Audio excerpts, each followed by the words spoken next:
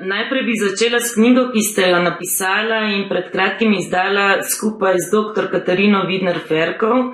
Knjiga z naslovom Kako bomo preživeli in uspeli. In te uvodoma prosim, da na kratko predstaviš vsebino, da omeniš, kaj je bil vajin namen, ko ste se odločila za pisanje te knjige in pa morda, kako se ta knjiga razlikuje od ostalih, ki so bile v tem obdobju na temo COVID agende tudi izdane. Ja, ta knjiga je reakcija na najino analizo stanja v družbi. Ugotovila sva, da je taka vsebina nujno potrebna, ker je ni. Ne v Sloveniji, ne v svetovnem, torej na svetovnem polju. Jaz intenzivno zasledujem dognanja strokovnjakov z področja ekonomije, filozofije, politike zadnjih 15 let in še vedno iščem, študiram in najdem ogromno odličnih del in predstavitev. Za primer, recimo, zdaj sem par analiz poslušal del svetovno znane publicistke Arundhati Roy, indijske, in njene odlične analize nastopa tudi v Ameriki z znanim ameriškim publicistom, aktivistom in zgodovinarjem Howardom Zinnom.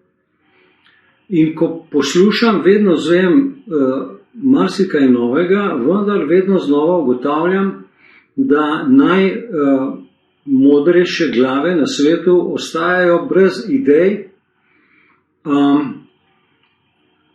kaj so dejansko vzroki stanja, ki ga kritizirajo, in kakšne bi bile dejansko poti iz tega.